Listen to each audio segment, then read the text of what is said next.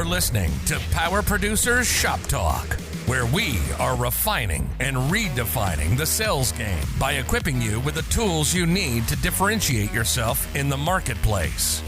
Well, it's like when we audit the mod with Logic and give them the action items that they're going to use to lower their total cost of risk. Tactical skills that will help you provide deliverable value to your clients and prospects. Technology is not an expense, it's an investment. Look at what Think HR has done for our clients and even our team. It's an amazing product, and I'm so thankful we have that. And action items that you can provide to take your prospects and clients to the next level. Things are changing for us in 2021. Not all big business anymore. Now that we have Cover Wallet on our team, it's amazing that we're going to be able to write small business profitably. This is Power Producer Shop Talk. Production redefined. Are you ready to feel the power?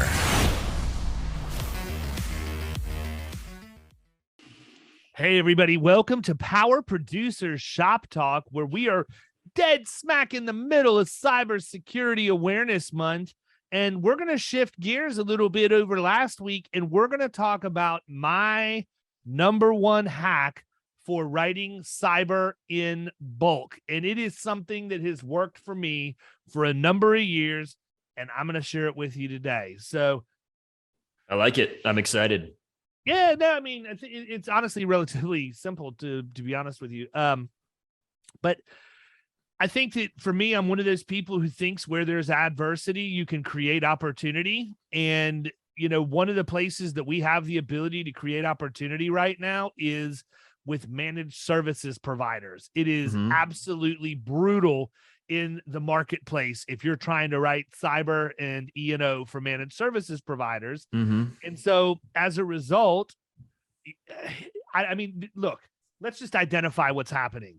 There are certain carriers that you can go to and you can buy coverage online. I'm not going to name them, but you could be the business owner and you can go online, buy your insurance, and think you have E&O and cyber and be covered, only to find out that you like literally have nothing. The policy is Swiss cheese. You know, the other thing is a lot of these MSPs are cheap, man. Like they're used to bidding on contracts and stuff to supply their services and all of that, and they don't want to spend a bunch of money. So when they do get quotes, they look at it and they're like, let's see if we can't lower that a little bit, even though it might be the absolute picture perfect coverage. And that, you know, that's compounded itself. And the other thing is a lot of them just don't have controls in place like they should for what they do. You know, you're talking about a managed services provider could have 500 customers, could have 1,000 customers, and they're essentially the gatekeeper to all of those people's networks in their system. And they're lacking controls. I mean, it blows my mind to think about how many. I think a lot of the MSPs are. I mean, they're tech. Just what I've found. Not all of them, but there are a number of them that are a little bit. I don't know, like cocky or think that they know more than everybody else because they're IT people and they know how things work and how to protect themselves. But I don't know, man. I just get that vibe from people sometimes where they think they don't need something because they know more than you do. You're just, you know, the insurance person. And that's not the case. Yeah, no. I agree with you completely. I had a guy one time that owned an MSP that's asked me, why do I need general liability? I couldn't even answer the question. Yeah, I remember that. That was great. I like literally sat there, like that whole place was weird anyhow, man. Like I was, you know, the Geico commercial where all of the messed up mannequins are in the attic and the guy goes in. Nope. Well, I kind of felt that way when I went into this place, except it wasn't messed up mannequins. It's like every single woman that worked there looked like she was Amish. I mean, it was absolutely crazy. And they very well may have been, because we do have Amish people down here. And I am not slighting or making fun of the Amish people at all. I'm simply saying, I think that's okay. I think you ladies can do that. Walked around with their, you know, ankle length, just churning butter. That may have been what gave it away to me, was the butter churning in the corner. But no, I mean, ankle length skirts, long hair, no makeup, plain white plain white blouse. It was really weird. I was already weirded out. I was with another producer that I was training. He's kicking me under the table the whole time. And I think that just the icing on the cake was, why do I even need general liability? If I have a claim, I'll just shut down the company and open a different LLC. It's awesome. And I'm thinking to myself, why? Classic. Yeah, exactly. Believe it or not, I ended up closing it and got a reasonable amount of premium for it. I want to say it was like a $10,000 revenue account that we would put with Chubb. And this is going on for a number of years. So I wrote the account, but it's just, tech people can be a little bit different, and that's okay. Mm-hmm. But, the MSP specifically, like even with the multi-factor authentication thing, like, or endpoint detection, like those are two big things that used to be, it'd be nice if you have this. If you don't, we'll charge you more. Now they're required. Now you got to have now it. you don't have a choice. You have to have that to get coverage. And so that's a big deal.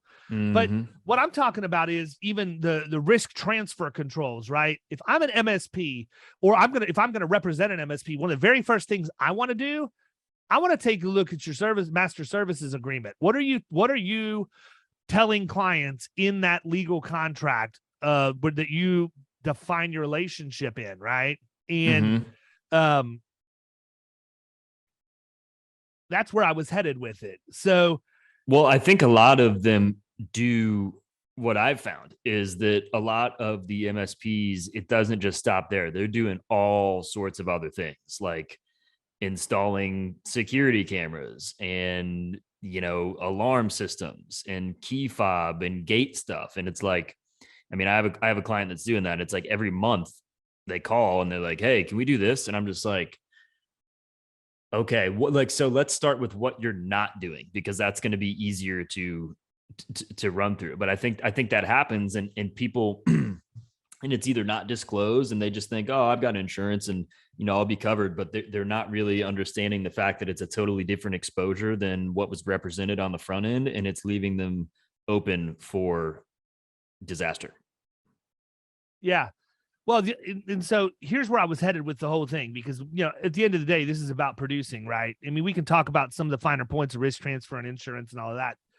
But I'm just saying, look, I want to review the master services agreement. And when I do, I'm going to look at indemnification and hold harmless language and all of the other things that it talks about in there. But what I'm looking for is, what do you require of your clients? Are you requiring each one of your clients to have a cyber policy, period? Right? I want to know that.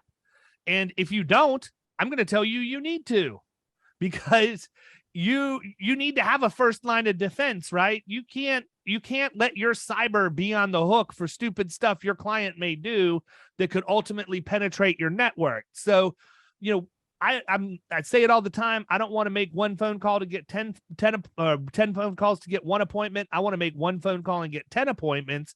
This is how you do that. Review the master services agreement. Tell them it needs to be required that each of their clients has a minimum of a $1 million limit on cyber, and that they need to give them a certificate of insurance every year to show coverage is still in force, and monitor that, because we can use KPA to do that on our end for our MSP clients. But guess what? If they don't have it, what happens? They can refer them to us to sell them the cyber that they need. Then we can get it into our ecosystem, use HubSpot to work its magic, round the account out. But at the end of the day, it's a huge deal. And that's one of the reasons why KPA is such a big deal for us, is because we have that certificate tracking function that's built in there. So even with, the large contracting companies that we have, the volume of certificates that they're putting in there, people, if you're not using certificates as a lead source, you are missing the boat.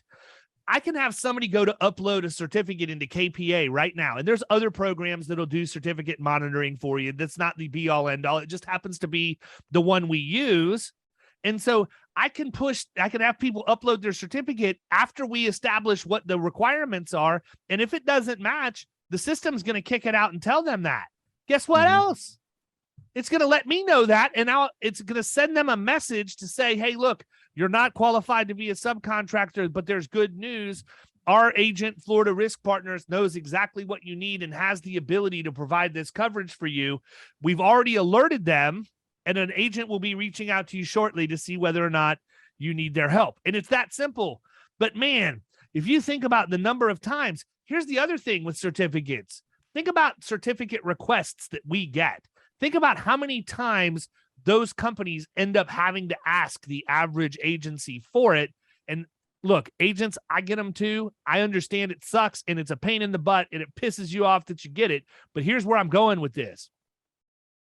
If you have an end user, not like one of these registry monitoring places, but if you have a property management company and your client is consistently either using a self-service portal to get certificates or they're emailing your office and you're turning them around on a dime, there is absolutely nothing wrong for your service person or your producer to talk to that property manager and say, hey, I'm just reaching out because I know that you're somebody who gets a lot of certificates of insurance. How are we doing? Are we turning things around quickly? Is it easy to do business with our client? Because ultimately that's our goal.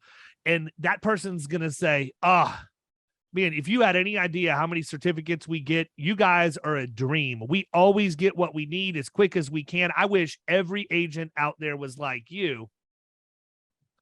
Guess what? Now you have the ability to go to them and say, well, you know what? We could be the agent on more people. Do you have other people you would be willing to introduce us to? Boom. Now you go. Right. Then not only that, once you start working that angle, then you can parlay it into, why haven't we talked about how we can help you? You're going through all this process and headaches of having to monitor these certificates. We have software we provide all of our clients like you to do that. We could actually make your life so much easier to where you're able to focus on revenue-bearing activities and things that are more important to your business by letting this software do its job. So I think there's so many times that there are things right in front of our faces that we never even think about. And that's it. We just don't take advantage of them. So listen, here you go right now. Certificates requested. You can deal with the person requesting them.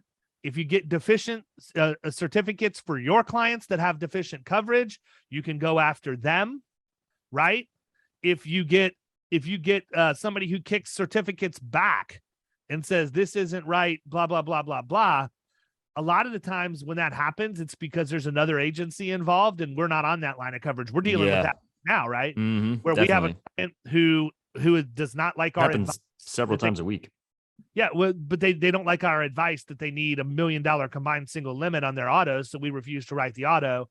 But now we're getting the monitoring service that's constantly pinging us for it.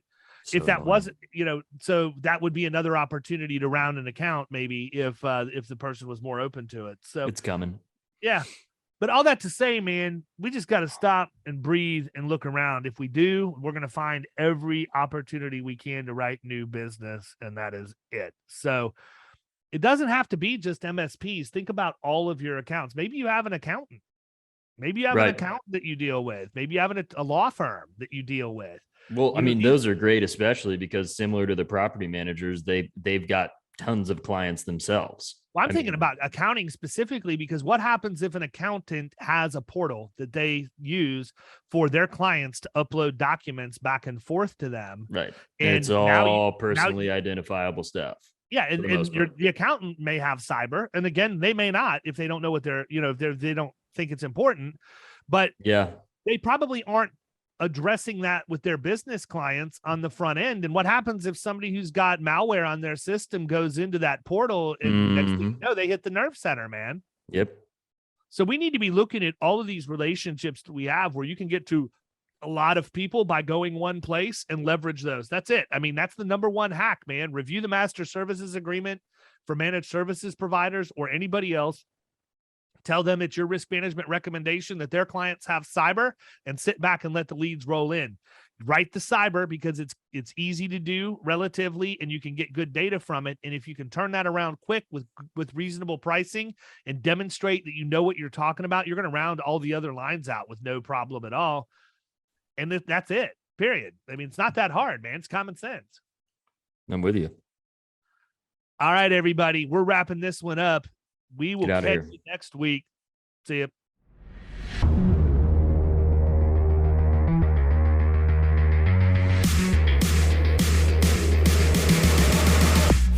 You've been listening to Power Producers Shop Talk. You can follow us at the Power Producers Podcast on Facebook and Instagram. And if you want to take your game to the next level, check out our commercial insurance training course at killingcommercial.com or visit Amazon to pick up a copy of our international best-selling book, The Extra 2 Minutes.